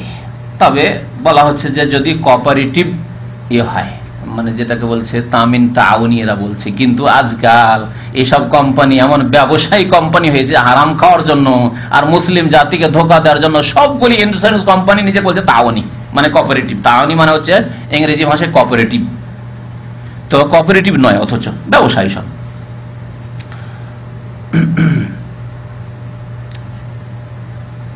অথচ আমাদের এলাকায় এক ওয়াজ মাহফিলে এক বক্তা জায়েজ বলেছেন, বক্তা বলতে পারেন বলেছেন, কিন্তু শরীয়তে আল্লাহ রাব্বুল আলামিন জুয়াকে হারাম করেছেন। আর ইন্স্যুরেন্স জুয়া। আর যেমনটা বললাম, যদি আপনি বাধ্য হন, আপনি লাইফ ইন্স্যুরেন্স করা বাধ্য, সরকার বাধ্য করছে। যদি বাংলাদেশে আল্লাহ না করে কোন দেশে সরকার বাধ্য করে যে তোমাকে লাইফ ইন্স্যুরেন্স না করলে তোমার ন্যাশনাল টিকেটে দেবো, দেশে থাকতে দেবো না, তোমাকে বাড়ি ঘর পারমিশন দেবো না, ইত্যাদি ইত্যাদি, তোমার ছেলে মেয়েদেরকে পড়াশোনার জন্য স্কুল কলেজে অ্যাডমিশন দেবো না, জায়েজ হয়ে যাবে। তখন আল্লাহ না করে এরকম পরিস্থিতি হয়, যখন বাধ্য হবে জায়েজ, কিন্তু বাধ্য না হলে জায়েজ নয়। তারপরে কথা শোনেন না, সেই বক্তা কিন্তু এভাবে জায়েজ বলেন, আপনার কথায় বুঝতে পারা যাচ্ছে। তারা বলছে এলআইসির টাকা কোনো ভালো কাজে, যেমন রাস্তাঘাটে, টিউবওয়েল, মাদ্রাসা, এতিমখানা, তাহলে আপনার জন্য যদি জায়েজ হতো তাহলে এতিমখানায় কেন লাগাতে বলবে? আপনাকে নিজে খেতে বলতো। বুঝতে পারছেন কথা আমার, না বুঝতে পারেন না? সেই বক্তা নাকি বলেছে যে এলআইসি টাকাটা নিয়ে নাও, নিয়ে নেওয়ার পরে রাস্তাঘাট ঠিক করে দাও, পেশাব পায়খানা তৈরি করে দাও, গরিব মিসকিনকে দিয়ে দাও, এতিমখানায় দিয়ে দাও, মাদ্রাসায় দিয়ে দাও। তাহলে যদি জায়েজ হতো আপনার জন্য টাকাটা, সেটা যদি রিজিক হালাল হতো তো আপনাকে খেতে বলতো। আপনি আপনার ব্যবসার ইনকামের টাকা বা লাভের টাকা খান না, তাহলে বুঝা গেল জায়েজ নয়। সেজন্য বলছে অগতির গতি, এখন টাকাটা কোথায় খরচ করবেন তাই এদিক সেদিকে মাদ্রাসা এইসব জায়গায় দিয়ে দেন, কিন্তু নেকির আশা নেই, কারণ হারাম পয়সা দিয়ে নেকি হয় না। এই কথাটি কাকে বলবো? যারা সুদী ব্যাংকের সাথে আদান প্রদান করতে বাধ্য, যাদের দেশে ইসলামী ব্যাংক নেই, ইসলামিক সিস্টেম নেই, মোজারাবা নেই, যাদের দেশে যেমন ভারতে সুদী ব্যাংক ছাড়া কোনো উপায় নেই, আর বাড়িতে টাকা রাখলে চোর ডাকাতে নিয়ে যাবে, এইরকম যদি আরো অন্যান্য কাফের দেশগুলি রয়েছে, সেসব দেশে, যেসব দেশে ইসলামী ব্যাংক নেই সেই সব দেশে জায়েজ। কিন্তু ইসলামী ব্যাংক যেখানে জায়েজ বিকল্প আছে, সেখানে না জায়েজ কাজ করা যাবে না, বা হারাম কাজ করা যাবে না। না সুদী ব্যাংকের সাথে আদান প্রদান করা যাবে, না সুদী ব্যাংকে অ্যাকাউন্ট খোলা যাবে, আর না এলআইসি করা যাবে। জি, এলআইসি টাকা কোনো মতেই জায়েজ নয়, আপনার জন্য জায়েজ নয়, সব করা এলআইসি, বাধ্য নন আপনি করতে। জি, আর আপনি পলিসি খুলে ফেলেন, একটি কথা বলে দিই, তারপর অনেক টাকা দিয়ে ফেলেছেন, এখন কিছু টাকা না দিলে হয়তো যে টাকাটা দিয়ে ফেলে 10, 20, 50 হাজার টাকা, সেটাও মারা যাবে। তাহলে ওলামারা বলেছেন কিছুদিন চালিয়ে টাকাটা হাসিল করে নেন, কেন আপনার এই লস লাগে, টাকাটা হাসিল করে নেন, তারপরে অতিরিক্ত টাকাটা, হারাম টাকাটা আপনি বিভিন্ন কাজে ব্যয় করে দেন গরিব মিসকিনদের মাঝে, আল্লাহ মালিক, কিন্তু নেকি হবে না, তাদের ফায়দা হবে। বাকি এমনি জায়েজ না, যে জেনে শুনে আপনি এলআইসি খুলবেন, না, জায়েজ না।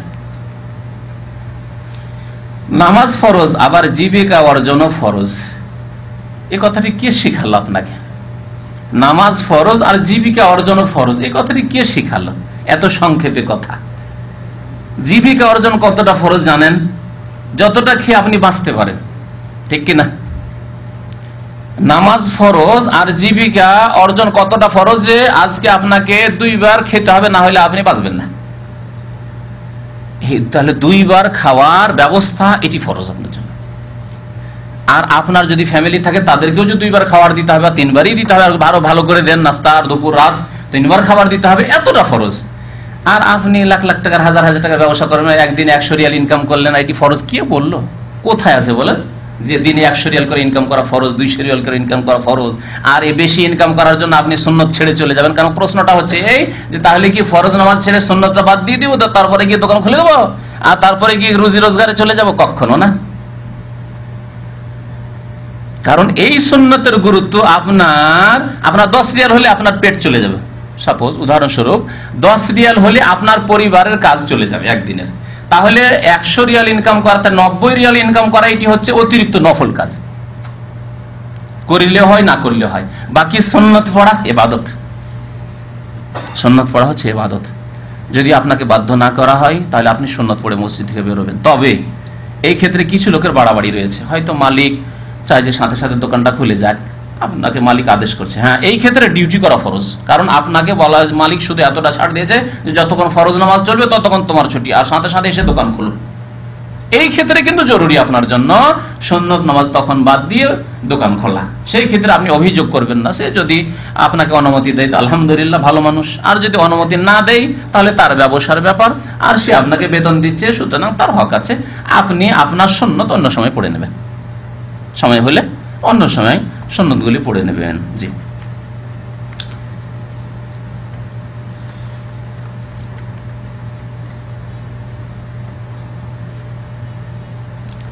অফিসে জামাত করে নামাজ পড়ার সময় ইমামের জায়নামাজ থেকে 1 হাত দূরে গাছের টব থাকলে নামাজে কোনো সমস্যা আছে কি? কেন সমস্যা হবে? সাদৃশ্যতা, যে মনে হচ্ছে ওই গাছের টবের পূজা করছি বা সিজদা করছি। তাহলে সূত্রা রাখা ওয়াজিব করা হয়েছে। নবী করিম সাল্লাল্লাহু আলাইহি ওয়াসাল্লাম বলেছেন, তোমরা যখন নামাজ পড়বে তখন কি করো? সূত্রা দেওয়া হয়, লাঠি হোক বা কিছুই হোক, একটা কার্টুন হোক, যা কিছু হোক না কেন, যা পাবেন। এমনকি একজন মানুষকে যদি সামনে কিবলামুখী করে বসিয়ে দেন আর তার পিছনে নজর, সেই সূত্রা, ওকে বলে এই তুমি নড়বে না, তুমি সূত্রা আমার। জি, দেখবেন আরবদেরকে, কারণ আরবরা মাসালা মাসাইল এগুলি জানেন, কারণ দিনী সাবজেক্ট তাদের পড়া হয়।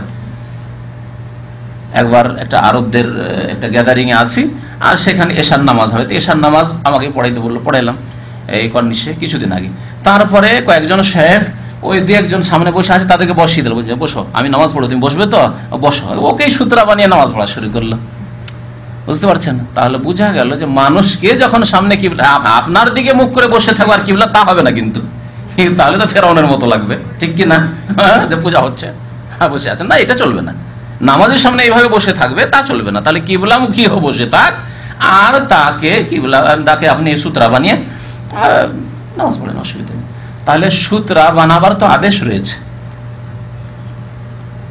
জি, তবে সামনে এমন কিছু থাকবে না যেটি বা যার অমুসলিমরা পূজা করে। সামনে যদি মূর্তি রাখা থাকে আর বলে মূর্তিকে আমি সূত্রা বানিয়েছি, নামাজ হবে? হবে না। সামনে মাজার আছে, মাজার তো উঁচা আছে, 2 হাত 3 হাত, কবর মাজার গুলি উঁচা থাকে, সুন্নতি কবর 1/2 হাত উঁচা রাখতে বলা হয়েছে। এখন যদি কেউ বলে মাজার যে উঁচা আছে 2 হাত 3 হাত, ওটিকে আমি সূত্রা বানিয়ে দিয়ে নামাজ পড়ছি, চলবে? শিরকের সাথে সাদৃশ্য, সুতরাং নামাজ জায়েজ নয়। যেমন মূর্তি সামনে রেখে নামাজ জায়েজ নয়, তেমনি মাজার সামনে রেখে নামাজ জায়েজ নয়। এইরকমই আগুন সামনে জ্বলছে আর বলছেন যে আমি নামাজ পড়ছি, অসুবিধা কি? না, জায়েজ নাই। এই জন্য অনেক ওলামারা বলেছেন যে নামাজে আমার দেশে অনেকে লন্ঠন জেলের ল্যাম্প জেলের সামনের দিকে রেখে দেয়, ঠিক না, পেছন দিকে রাখে না।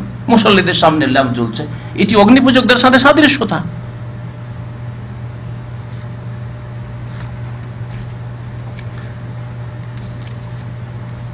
সময় শেষ হতে যাচ্ছে।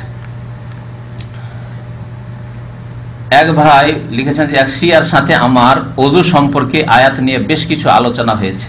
প্রথম কথা, আপনি একজন সাধারণ মানুষ, এই গুমরাহ শিয়া, বরং শিয়া মুশরিক, এদের ধর্ম হচ্ছে শিরক করা, কবর মাজার পূজা এদের আসল ধর্ম। আর এই ধর্ম পাচার করেছে কবর পূজারী বেরেলভি রেজবিদের মাঝে। এই যে সুন্নিদের মধ্যেকার একদল নিজেকে সুন্নি বলে দাবি করে আর কবর মাজার পূজা করে, এই ধর্ম ইরান থেকে পেয়েছে, এই রাফেজি শিয়াদের কাছ থেকে পেয়েছে। লক্ষ লক্ষ মুসলমান এখন খোমেনির পূজা করে, খোমেনির কবরে গিয়ে। গতকালকে আমার ছুটির দিন ছিল, তো এক মসজিদে ছিলাম, তো এক শায়েখ খোমেনি সম্পর্কে বলল, সুবহানাল্লাহ। কথাটি পড়েছিলাম একটি বইয়ে, তিনি স্মরণ করিয়ে দিলেন আরো। বললেন যে একটি জাল কথা গড়েছে এবং মিথ্যা, এই মিথ্যুক কাযাব রাফেজি শিয়ারা সেই কথাটি প্রচার করে। আর এই খোমাইনি, যাকে আমাদের দেশের এক শ্রেণীর মূর্খ বক্তারা খোমাইনিকে ইমাম বলে, হ্যাঁ ইমামুল কুফর বলতে পারেন, ইমামুল শিরক বলতে পারেন, ইমামুল মুশরিকিন বলতে পারেন, ইমামুল কুফার বলতে পারেন, সোজা কথা, স্পষ্ট কথা। কিন্তু ইমাম খোমেনি বলবে কোনো মুসলমানের জন্য জায়েজ নাই, একটি সাধারণ মুসলমানের জন্য জায়েজ নয়। তো কি বলছেন বক্তার কথা, কত বড় জেহালত অজ্ঞতা এইসব বক্তাদের রয়েছে। আর জানি না, হয়তো কোনো পার্থিব স্বার্থ রয়েছে, কারণ এই ইরান কিছু কিছু সংগঠন রয়েছে যেগুলি ভারত উপমহাদেশে তাদেরকে মদত যোগায়, সুতরাং তারাও এই ইমাম কথাটি লাগাবে। তারা যদি সেখান থেকে মদত পায় তো ইমাম কথাটি লাগাবে তারা। এটি তাদের রাজনৈতিক ব্যাপার স্যাপার, তাদের ফাইন্যান্সিয়াল ব্যাপার স্যাপার, পয়সার ব্যাপার স্যাপার। তো কথা হচ্ছে যে এই রাফেজির কথা শোনেন, এই খোমেনির কথা। খোমেনি একটি জাল হাদিসকে সহি বলে আখ্যায়িত করেছে। জাল হাদিসটি শুনবেন। জাল হাদিসে বলা হয়েছে সানাম কুরাইশ, কুরাইশদের মূর্তি হচ্ছে আবু বকর ও ওমর। আল্লাহুম্মা লান সানামাই কুরাইশ, হে আল্লাহ তুমি লানত করো কুরাইশের দুই মূর্তির উপর, আবু বকর ও ওমর, নাউজুবিল্লাহ। ওয়া বিনতাইহিমা, আর দুইজনের মেয়ে আয়েশা এবং হাফসার উপর লানত করো। এটি হাদিস শিয়া কিতাবের, রাফেজি কিতাবদের। আর খোমাইনি এই হাদিসটিকে সহি বলছে। আল্লাহর লানত এইরকম রাফেজি জালেম মুশরিকদের উপর। কথা বুঝতে পেরেছেন? বুঝতে পেরেছেন তো? ধোকায় আছে এক শ্রেণীর মুসলিমরা। সুতরাং একজন আপনি সাধারণ মানুষ রাফেজি শিয়ার সাথে তর্কে জোড়াতে যাবেন না।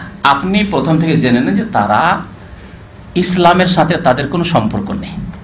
জি, এরা উম্মাতে মুসলিমান মুনাফিক, এরা কপট।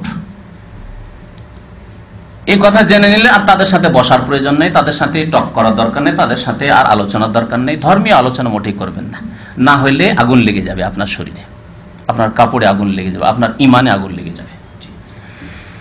শোনেন কথাটি কি বলছে। মাথা ও পা মাসা করতে হবে। রাফেজিদের মতে পায়ে পা ধোয়া নেই, পায়ে মাসা করতে হবে। শিয়াদের মতে, তাদেরকে শিয়া বলা উচিত না, কিন্তু পরিচিতির জন্য, কারণ অনেকে কে রাফেজি বললে আপনারা বুঝেন না, সেই জন্য বলছি। তাদের নাম উলামায়ে কেরাম রাফেজি দিয়েছেন, অর্থাৎ অস্বীকারী, অস্বীকারী। আর এই রাফেজি নামটি কোথা থেকে তারা পেয়েছে? তাদের ইমামের কাছে পেয়েছে। ইমাম জাইনুল আবেদিন, যিনি তাদের চতুর্থ ইমাম, হুসাইন রাদিয়াল্লাহু তাআলা পরে, জাইনুল আবেদিন কে একবার জিজ্ঞাসা করলো এই রাফেজি শিয়ারা যে আচ্ছা বলুন তো আপনার মত কি উসমান সম্পর্কে, আবু বকর উমর সম্পর্কে? তখন তিনি বলেছিলেন যে আবু বকর উমর তো আমার দাদার ডান হাত বাম হাত। আল্লাহু আকবার, এই কথা বলেছিলেন। আলী রাদিয়াল্লাহু তাআলা আমার দাদা, তার ডান হাত বাম হাত হচ্ছেন কারা? আবু বকর উমর। এই কথা বলেছিলেন। তখন বলে আপনার কথা মানলাম না, মানবো না, এই রাফেজিরা বলেছিল। সেই সময় বলেছে ইমাম জাইনুল আবেদিন বলেছে রাফাজতুমুনি, আমার কথা তোমরা অস্বীকার করলে, অমান্য করলে, ফাসুম্মু রাফেজা। তখন থেকে তাদের নাম রাফেজা রাখা হয়। সুতরাং তাদের উপযোগী নাম হচ্ছে রাফেজি, তারা রাফেজা। কোনো সময় তাদেরকে শিয়া বলবেন না। শিয়া মানে তো সহযোগী, সহযোগিতা করেছে আলী রাদিয়াল্লাহু তাআলা, সহযোগিতা করেছে হুসাইন রাদিয়াল্লাহু তাআলা, সহযোগিতা করে হাসান রাদিয়াল্লাহু তাআলার জীবনেতে বলেছে যে মানহানি কিরকম অপদস্থ করেছে এই বেঈমানরা। তারপরে হুসাইন রাদিয়াল্লাহু তাআলাকে ডেকে নিয়ে গিয়ে ধোঁকাবাজি করে তাকে হত্যা করলেন। রাতারাতি পয়সা খেয়ে, ওবাইদ ইবনে জিয়াদের পয়সা খেয়ে তারা রাতারাতি পাল্টে গেল, যেমন আমাদের দেশের ভোট পাল্টিয়ে যায় হঠাৎ করে রাতারে, ঠিক কিনা? হ্যাঁ, এইরকম করেছিল কুফার রাফেজি শিয়ারা। তাদেরকে শিয়া বলবেন, সহযোগী? তো কথা হচ্ছে যে বলছে দলিল আল্লাহর বাণী। আল্লাহ রাব্বুল কোরআনে বলেছেন ইয়া আইয়ুহাল্লাযীনা আমানু, ওযু সম্পর্কে, ইযা কুমতুম ইলাস সালাহ, যখন নামাজ পড়ি, ফাগসিলু ওয়াজুহাকুম, মুখমণ্ডল ধৌত করো, ওয়া আইদিয়াকুম, হাত ধৌত করো। তারতিবের সাথে আল্লাহ বলেছেন ওয়ামসাহু বিরউসিকুম, এবং তোমরা মাথার মাসাই করো। ভালো করে শুনেন, এখানে রয়েছে বেরউসিকুম, বা হারফে জার, আর রউসেতে কাসরা জের রয়েছে। তাহলে মাথার মাসার ক্ষেত্রে বা দিয়ে উল্লেখ করা হয়েছে আর তাতে জের দেওয়া হয়েছে। তারপরে কি বলা হয়েছে? ও আর জোলাকুম, আর জোলাকুমে আবার জাবার দেওয়া হয়েছে। তার মানে ওই যে আইদিয়াকুম ধোয়ার ক্ষেত্রে বলা হয়েছে হাত, আইদিয়াকুম জবর দিয়ে, আর মুখমণ্ডল ওজু হাকুম বলা হয়েছে, মুখমণ্ডল আর হাতের কথা জবর দিয়ে, ওরই উপরে আতফ করে এই গ্রামারে বলা হয়েছে। তাহলে বোঝা গেল যে কি করতে হবে? পাও কি করতে হবে? ধৌত করতে হবে। কারণ যেগুলি ধৌত করার অঙ্গ সেগুলিকে আল্লাহ জাবার দিয়ে, ফাতা দিয়ে বর্ণনা করেছেন। ফাগসিলু ওয়াজুহাকুম ওয়া আইদিয়াকুম ইলাল মারাফিকে, আর ওয়া আরজুলাকুম 4 নম্বরে। কিন্তু মধ্যখানে মাসা এই জন্য বয়ান করলেন যাতে করে তরতিবটা, পর্যায়ক্রমটা ঠিক থাকে, যে আমি আল্লাহ এইভাবে বলেছি, সুতরাং তুই মাসাটা পায়ের আগেই করবে। বুঝতে পেরেছেন কথা না? যদি মাসা হতো তো যদি পায়ে মাসা হতো তাহলে ওয়ারজুলাকুম থাকতো, ওয়ামসাহু বিরউসিকুম কাসরা, আর ওয়ারজুলাকুম, ওয়ারজুলাকুম নেই আমাদের কেরাতে। কোরআনে পড়ে দেখুন ওয়ারজুলাকুম আছে। তবে একটি কেরাতে ওয়ারজুলাকুম আছে। তার ব্যাখ্যা সম্পর্কে উলামায়ে কেরামরা বলেছেন যে এই আরজুলাকুমের কাসরার কেরাতটি মোজা যখন পরে থাকবে বা পা যখন আবৃত থাকবে, ঢাকা থাকবে, চামড়ার মোজাই হোক আর কাপড়ের মোজা হোক, যখন ঢাকা থাকবে সেই ক্ষেত্রে ওই কেরাতটি প্রযোজ্য। আমার কথা বুঝতে পারছেন না? তাহলে আল্লাহ রাব্বুল আলামিন কোরআনে এত ব্যাপকতা, দুইটি কেরাত থাকাতে ফায়দা কি হলো? যখন পা খোলা থাকবে তখন ওয়ারজুলাকুম, ওই যে মুখমণ্ডল যেমন ধৌত করলে, হাত ধৌত করলে পাও ধৌত করো। আমরা মানছি না এটা? আর যখন পা ঢাকা থাকবে, মোজা থাকবে, তখন কি করো? মাসাহ করে না, কারণ কাসরা দেওয়া হয়েছে। তখন কোরআনের ব্যাপকতা, একটি কেরাতে দুটি ফায়দা হয়ে গেল। আর নবী করিম সাল্লাল্লাহু আলাইহি সাল্লামকে আল্লাহ কোরআনের তাফসীর করার জন্য পাঠিয়েছিলেন। নবী করিম সাল্লাল্লাহু জীবনে কি খালি পায়ে মাসা করেছেন? মানে খোলা পায়ে, পায়ে মোজা নেই মাসা করেছেন কি? কখনো করেননি। তাহলে আপনি নবী করিম সাল্লাল্লাহু আলাইহি সাল্লামের তাফসীর নেবেন না রাফেজি গোমরা মুশরিকদের তাফসীর নেবেন? বলুন দেখি। এই এলেম এর অস্ত্র না থাকলে একটা রাফেজির সাথে কথা বলতে পারবে না। আমাদেরকে দেখলে কেন রাফেজি কাথিয়ে চলে যায়, বলবে? কথা বলবে? কোথায় এলেম আছে যে কথা বলবে? কিন্তু বিদাতি দেখছে যে তো দুর্বল আছে, একে হয়তো গুমরা করে একটা শিয়া, মানে বাংলাদেশে তো শিয়া রাফেজি নাই, দেখি একটা বাংলাদেশে যদি একটা পাচার করে দিতে পারে, এই হচ্ছে গুমরাহি তাদের। সুতরাং কখনো আপনি কোন রাফেজি, সে এই দেশের রাফেজি হোক আর কোন দেশের রাফেজি হোক না কেন, রাফেজির সাথে উঠা বসা করবেন না। যথাসাধ্য তার মজলিস থেকে দূরে থাকবেন আপনি।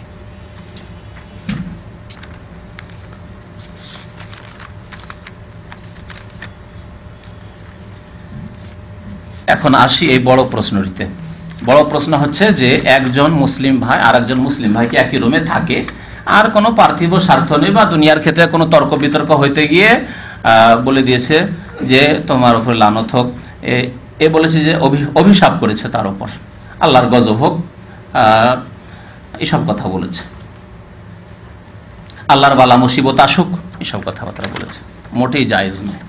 কোন মুসলিম নির্দিষ্ট ব্যক্তি, কোন মুসলিম নির্দিষ্ট ব্যক্তি এমনকি পাপী হলেও তার উপর লানত করা মানে অভিশাপ করা, তার উপর আল্লাহর গজব চাওয়া, নির্দিষ্ট করে যে তোমার উপর গজব হোক, জায়েজ নাই।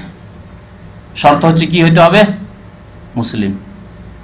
শর্ত হচ্ছে মুসলিম হইতে হবে। তাহলে বোঝা গেল যে কাফেরের উপর প্রয়োজনে কাফের, নির্দিষ্ট কাফের উপর লানত করা যেতে পারে। যেমন আমার কথা তো শুনলেন হয়তো, সেজন্য আপনি সংশয় পড়বেন না। কাফের যদি হয় কেউ, যাকে আল্লাহ কাফের বলেছেন, তার রাসূল কাফের বলেছেন, অথবা যে আবু বকর ওমরকে কাফের বলবে আর বলবে কুরাইশদের প্রতিমা পুতুল, সে নিজেই কাফের, নিঃসন্দেহে কাফের, এতে কোনো সন্দেহ আছে? তো এই উম্মতের নবী করিম সাল্লাল্লাহু আলাইহি সাল্লামের ডান হাত আর বাম হাত, আল্লাহু আকবার, আবু বকর ওমর। যেখানে গিয়েছেন নবী করিম সাল্লাল্লাহু আলাইহি সাল্লাম, মাই আবু বকর ওমর, আমার সাথে আবু বকর ওমর। ওহদ পাহাড়ে চাপছেন, সেখানে আবু বকর ওমর, আর ওহদ পাহাড় কাঁপতে শুরু হচ্ছে, থরথর করে কাঁপছে, আর পাথর ঝরে পড়ে যাচ্ছে ওহদ পাহাড় থেকে। আল্লাহু আকবার। নবী করিম সাল্লাল্লাহু আলাইহি সাল্লাম বলছেন, ওসবত ওহদ, ওহদ তুমি কোথায় যাও? থামো, স্থির হও তুমি। ফাইন্নামা আলাইকা নবী, তোমার উপর একজন নবী আছেন মুহাম্মদ সাল্লাল্লাহু আলাইহি ওয়াসাল্লাম, ও সিদ্দিক, এক শহীদ সিদ্দিক আছেন, ও শাহিদানা, দুই শহীদ আছেন, উসমান রাদিয়াল্লাহু তাআলা আনহু ছিলেন, দুই শহীদ আছেন, ওমর এবং উসমান। নবী করিম সাল্লাল্লাহু আলাইহি সাল্লাম যেখানে আছেন প্রায় সময় আবু বকর ওমর। আর যদি কোনো রাফেজি, আল্লাহর শত্রু, আল্লাহর দ্বীনের শত্রু, আল্লাহর রাসূলের শত্রু, আল্লাহর রাসূলের সাহাবায়ে কেরামের শত্রু যদি বলে যে তারা ছিল কুরাইশের মূর্তি, তাহলে তাদের কথা কি বলবেন? এর চেয়ে বড় গোমরা আছে কেউ? জাহান্নামের ইন্ধন। তো কথা হচ্ছে যে নির্দিষ্ট কোনো মুসলিম যদি কাবিরা গুনাহ পর্যন্ত করে, যদি কাবিরা গুনাহ পর্যন্ত করে, জিনা করে, চুরি করে, মদ খায়, তো তোমার উপর লানত হোক লুচ্চা কোথাকার, তোমার লানত হোক সারাবি কোথাকার, তোমার উপর লানত হোক চোর, এই কথা বলা জায়েজ নাই নির্দিষ্ট করে। তবে অনির্দিষ্ট জায়েজ আছে, কারণ নবী করিম সাল্লাল্লাহু আলাইহি ওয়াসাল্লাম একটি হাদিস বলেছেন, লানাল্লাহুস সারিকা, চোরের উপর আল্লাহর লানত হোক। তাহলে আমভাবে বলা যাবে চোর, আমভাবে, নির্দিষ্ট করে এক ব্যক্তিকে বলা হলো না, কারণ এই ব্যক্তি হইতে পারে আল্লাহর রহমত পেয়ে যেতে পারে, তওবা করে নিতে পারে।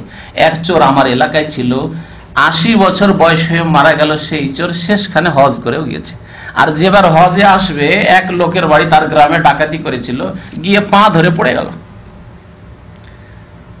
আমার শোনা, সরাসরি এই শোনা ঘটনা বলছি আপনাকে, পা নিয়ে পড়ে গেল। যে কি ব্যাপার, তুমি আমার পা কেন ধরলে? বলছে আমি হজে যাবো আর তোমার বাড়ি আমি ডাকাতি করেছি এককালে, তুমি মাফ করে দাও, আর না হলে তুমি কি নিবে নাও। তাহলে ওই লোকটিকে লানত করতে হতে পারে, আল্লাহ তাকে মাফ করে দিতে পারে। সুতরাং নির্দিষ্ট করে লানত করা যাবে। তবে চোর, চোর জাতি, তারপরে সারেবুল খামার, যে মদখোরকে নবী সাল্লাল্লাহু আলাইহি ওয়াসাল্লাম অনির্দিষ্টভাবে লানত করেছেন। এইভাবে লানত রয়েছে গুনাহগারদের উপর, লানাতুল্লাহ আলাল কাযিবিন, মিথ্যুকদের উপর আল্লাহর লানত কোরআনে কারিমে রয়েছে, আছে না? লানাতুল্লাহ আলাল কাযিবিন, কিন্তু একজন লোক মিথ্যা কথা বললো, তোমার বল লানত, না জায়েজ নয়, হারাম। তাহলে কাবিরা গুনাহ করলেও নির্দিষ্ট করে কারো উপর লানত করা, অভিশাপ করা যাবে না। আর এসব কিছুই হয় না, আপনার সাথে শুধু একটু ঝগড়া হয়েছে, দ্বন্দ্ব হয়েছে, মতানৈক্য হয়েছে, আর তোমার উপর আল্লাহর গজব হোক, হালাক হও তুমি, জায়েজ নয়, হারাম। শোনেন একটি হাদিস শোনেন, নবী করিম সাল্লাল্লাহু আলাইহি সাল্লামের বুখারী শরীফের হাদিস 1297 নম্বর হাদিস, বলছেন ওমান লানা মুমিনান, কোন ব্যক্তি যদি মুমিন মুসলিমকে লানত করে, অভিশাপ করে, ফাহুয়া কাকাতলিহি, সেই ব্যক্তিকে খুন করার শামিল। কাউকে খুন করে যে গুনাহ হয়, লানত করলে ওই গুনাহ হয়। তাহলে এই চট করে কাউকে বলে দেওয়া, কোন মুসলমানকে নির্দিষ্ট করে তুমি কাফের, তুই ফাসেক, এইরকমের লানতের সাথে ওটাও নিয়ে নেন। কাউকে ফাসেক বলা, তুমি বিদাতি, হ্যাঁ তুমি আল্লাহর দুশমন, এসব কথা বলা জায়েজ নাই, নির্দিষ্ট করে বলা জায়েজ নাই। তবে যে বিদাতি সে আল্লাহর দুশমন, আল্লাহ রাসূলের দুশমন, আমভাবে বললেন। কিন্তু তুমি বিদাতি, তুমি আল্লাহর দুশমন, জায়েজ নাই, বলা জায়েজ নাই নির্দিষ্ট করে। সবসময় মনে রাখবেন, ওমান কাযাফা মুমিনান ফাহুয়া কাকাতলি, কেউ যদি কোনো মুমিনকে মিথ্যা অপবাদ দেয়, মিথ্যা অপবাদ দিল, তাহলে সে যেন তাকে খুন করলো। নবী সাল্লাল্লাহু আলাইহি ওয়াসাল্লাম আরেকটা হাদিসে বলেছেন, একজন লোক রাস্তা দিয়ে যাচ্ছিল, আর তার মাথায় হয়তো কোনো চাদর ছিল বা শরীরে চাদর ছিল, আর বাতাস একটু জোরে চলছিল, বাতাসে চাদর উড়ে চলে গেছে। তখন গাল দিতে শুরু করেছে, লানত করা শুরু করেছে বাতাসকে। নবী করিম সাল্লাল্লাহু আলাইহি ওয়াসাল্লাম, লা তালআনহা ফাইন্নাহা মামুরা, বাতাসকে লানত করিও না, অভিশাপ করিও না, কারণ সে আল্লাহর আদেশ মোতাবেক চলে। তাহলে বাতাসকে যদি লানত করা জায়েজ না হয়, তাহলে আশরাফুল মাখলুকাত, সৃষ্টির সেরা মানব জাতি, তার মধ্য থেকে মানব জাতির মধ্যে মুসলিম হবে। মানব জাতি মানে কাফের কথা বলছি না, কিন্তু মানব জাতির সৃষ্টি তখনই যখন মুসলিম হবে। আর যদি মানব জাতি মুসলিম না হয়, তাহলে সুম্মা রাদাদনাহু আসফালা সাফিলিন, সবচেয়ে বেশি নিকৃষ্ট। উলাইকা কাল আনআম বাল হুম আদাল, চতুষ্পদ জন্তুর চাইতেও নিকৃষ্ট আল্লাহ কোরআনে বলেছেন। তাহলে মানুষের সম্মান কখন থাকবে? যখন মানুষ তার রবের সাথে সম্পর্ক রাখবে, ইমানের মাধ্যমে, নামাজের মাধ্যমে, জি, তখন সেই মানুষ মানুষ, আর না হলে পশুর চাইতে নিকৃষ্ট আল্লাহ কোরআনে ইরশাদ করেছেন। তাহলে বাতাসের উপর লানত করা যাবে। আর কোন ব্যক্তি যদি কারো ওপর অভিশাপ করে, কারো ওপর বা কোনো কিছুর ওপর অভিশাপ, বাতাসের উপর করলো, আর বাতাসকে অভিশাপ লাগলো না, একজন লোককে আপনি অভিশাপ করলেন, অভিশাপ ওকে লাগলো না, সে অভিশাপ পাওয়ার হকদার নয়, এরকম অন্যায় করেনি, সে মালাউন নয়, সে আসলে লাইসা লাহু বিআহল, যার যোগ্য সে নয়, রাজা আতি লানাতু আলাইহি, তাহলে সেই লানত, অভিশাপ, গজব ওই ব্যক্তির উপর ফিরে চলে আসবে যে ব্যক্তি লানত করবে। সাবধান হয়ে যাবেন। আমাদের কিছু ভাইরা তুই মুনাফিক, কখনো জায়েজ নাই। তবে যারা ওয়াদা খেলাফি করে তাদের মধ্যে মুনাফিকি গুণ রয়েছে, ঠিক কিনা? এরকম বলা যেতে পারে। যারা ইসলামিক কথাবার্তা শুনতে চায় না, ঘৃণা করে, যারা মুসলিমদেরকে মৌলবাদী বলে, ধার্মিকদের, তারা মুনাফিক, কথা বলা যাবে। কারণ মৌলবাদী গালটি ইহুদি নাসারা শিখিয়েছে, আর মুনাফিকরা বলে মৌলবাদী, মৌলবাদী, দাঁড়িয়ে রাখলে মৌলবাদী, নামাজ পড়লে মৌলবাদী, মসজিদ মাদ্রাসা দিনের কাজ করলে মৌলবাদী। তাহলে যারা এই কথা বলে তারা মুনাফিক। কিন্তু একজন লোক মৌলবাদী বলে দিল, ভাই তুমি মুনাফিক, না, জায়েজ নেই, নির্দিষ্ট করে জায়েজ নেই। আশা করি বুঝে গেছেন ইনশাআল্লাহ। আবু দাউদ শরীফের হাদিস এই হাদিসটি। আর একটি হাদিস রয়েছে বুখারী মুসলিমে, আইয়ুমা রাজুলিন ক্বালা লি আখিহি ইয়া কাফির, কোন ব্যক্তি যদি তার মুসলিম ভাইকে বলে এই কাফের, বা অমুক, হয়তো সামনাসামনি বললো না, অমুক যে আছে না অমুক কাফের। আমার দেশের মোল্লা হুজুরদের ফতুয়া, এক পীর আর এক পীরের বিরুদ্ধে কাফের ফতুয়া দিচ্ছে, এক বক্তা আর এক বক্তার বিরুদ্ধে কাফের ফতুয়া দিচ্ছে, অথচ তারা কাফের নয়। কাফের নয় অর্থাৎ তাদেরকে সরাসরি আল্লাহ ছাড়া অন্যকে সেজদা করতে দেখা যায়নি। আল্লাহ ছাড়া অন্যকে সেজদা করে দেখা যায়, তাহলে সে কুফরি শিরিক করলো। আল্লাহ ছাড়া অন্যের কাছে দোয়া, গাউসুল আজম মাদাদ, তাহলে সে শিরিক করলো। কিন্তু এসব দেখা যায়নি, শুধু মত পার্থক্য। একজন একদল করে, আরেকজন একদল করে। একজন চিল্লার দল, তো আরেকজন হচ্ছে ওই আপনার ইসলামী গণতন্ত্রের দল, সেই জন্য একদল আরেক দলকে কাফের বলবে। যেমন আমাদের দেশে একদল চরমনাই, এই যে পীর, এই সব যাদের কথা বললাম, তাদের কে কুফরির ফতোয়া দিচ্ছে, তারা নিজেরাই কাফের হয়ে যাবে। যারা নির্দিষ্ট করে কোনো ব্যক্তি কাফের বলে, তারা নিজেরাই কাফের হয়ে যাবে, যদি সেই ব্যক্তি কাফের না হয়। তাই শোনেন, যদি কোনো ব্যক্তি নিজের ভাইকে কাফের বলে, ইয়া কাফের ফাকাদ বাআ বিহি আহাদুহুমা, তাহলে দুইজনের একজন অবশ্যই কাফের হবে, দুইজনের একজন অবশ্যই কাফের হবে। সুতরাং কোরআন এবং হাদিস দলিলে স্পষ্ট থাকতে হবে সেই ব্যক্তি কাফের কিনা, সেই ব্যক্তির অজ্ঞতা দূর করেছি কিনা। আল্লাহ রাব্বুল আলামিন আমাদেরকে সঠিক কথা বুঝার এবং তার প্রতি আমল করার জন্য তৌফিক দান করেন, আমিন। আল্লাহ যেন আমাদের গুনাহ খাতা মাফ করেন, আল্লাহ আমাদেরকে ভালো কথা বলার জন্য তৌফিক দান করেন। এবং ভালো কথার প্রতি আমল করার জন্য তৌফিক দান করেন। আমিন। সাল্লাল্লাহু আলা নবিয়িনা মুহাম্মদ ওয়া আলা আলিহি ওয়া সাহবিহি আজমাইন। নিজের হজ না করে বদলি হজ করা যাবে কিনা? জি না, যাবে না। সহিহ হাদিস আছে, একজন লোক হজ করতে এসেছেন বদল, নবী সাল্লাল্লাহু আলাইহি ওয়াসাল্লাম বললেন যে তুমি হজ্জান নাফসিক, তুমি নিজের হজ করো তারপরে অন্যের হজ করো, সুতরাং করা যাবে না। আমাদের এক ভাই আলাহাসা থেকে টেলিফোন করেছেন, এখানে দামামে থাকেন, তার মা মারা গেছে, কয়েকবার করে টেলিফোন করেছেন, আজকে আবার স্মরণ করিয়েছেন, আপনাদের কাছ থেকে দোয়া চেয়েছেন। আল্লাহ যেন তার আম্মাকে জান্নাতবাসী করেন, কবর আযাবকে যেন দূর করে দেন, গুনাহ খাতা যেন মাফ করে দেন, ভুল ত্রুটি যেন মাফ করে দেন, আল্লাহ যেন জান্নাতুল ফিরদৌস দান করেন। আমিন। সাল্লাল্লাহু আলা নবিয়িনা মুহাম্মদ ওয়া আলা আলিহি ওয়া সাহবিহি আজমাইন।